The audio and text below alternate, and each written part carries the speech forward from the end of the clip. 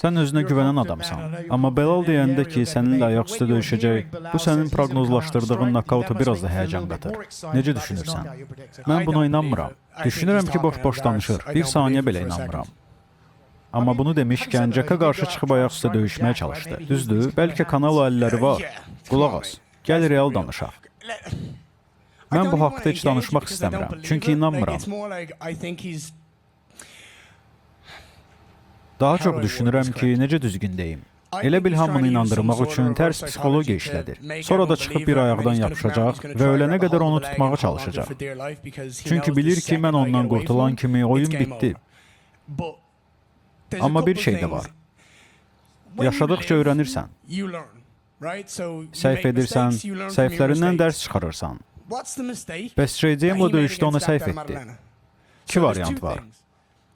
Ya kütbeyin olub öyrənmir, ya da həqiqətən inanır ki, mənimlə ayaqüstə döyüşə biləcək. Hər iki halda bunu edərsə, axmaqlıq edər. Başqa cür demək olmur. Təhqir kimi demirəm. Sadəcə olan budur. O sənin onunla ayaqüstə döyüşmə niyyətində olduğuna inanmadığını deyir. Amma bu həftə verdiyin açıqlamalarda demişdin ki, ayaqda qalacaqsan və onu orada bitirəcəksən. Bu sadəcə söz oyunudur, yoxsa həqiqətən bunu etmək istəyirsən və lazım olsa B və C planların da var. Strategiya nədən ibarətdir? Məncə bu diviziyonda ən yaxşı döyüşçü mənəm. Ən mükəmməl döyüşçü də mənəm. O düşünür ki, mən onunla ayaqda döyüşmək istəmirəm. Çünki bilmir, heç kim bilmir. Mən qəfəsdə istədiyim hər şeyi edə bilirəm və onunla da qəfəsdə istədiyimi edəcəm. Əgər ayaq üstə saxlamaq istəsəm, ayaq üstə saxlayacam.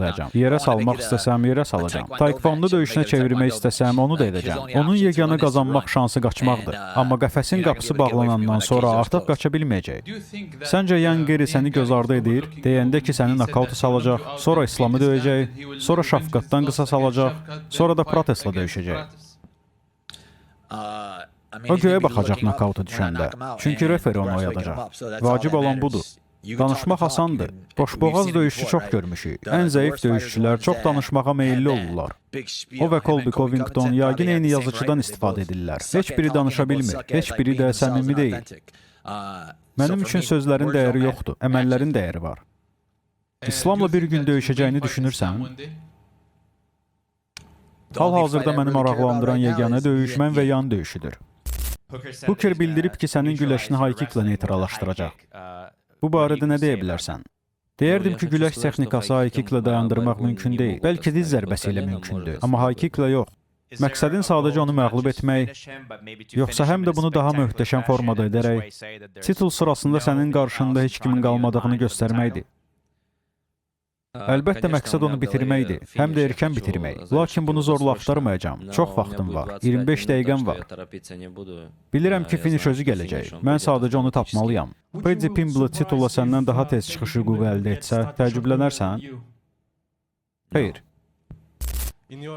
Son döyüşündə Mateusz Gamrot sənin zərbələrinin arxasınca düşüb, səni yerə salmağa çalışırdı. Səncə Armand eyni şeyi etməyə çalışacaq? Yoxsa planın boks olacaq? Bütün həftə deyirəm ki, mən onun başına zərbə vuracam. Bu elə də mürəkkəb bir şey deyil. Onun başından vuracam.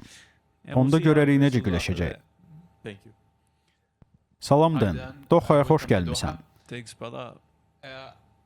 Sarukyanla gərginlik və trash toku başlayan sən oldun. İlk sözü atana oldu. O məni onunla döyüşdən qaçmaqda ittiham etdi. Halbuki mən onun kim olduğunu belə bilmirdim. Yəni, məsələ onun Maxachev döyüşündən çəkilməsi ilə bağlı deyil. Səncə mən narahatam ki, o döyüş günü gəlməyəcək? Sən ona ərköyün, pullu uşaq və başqa adlar demisən.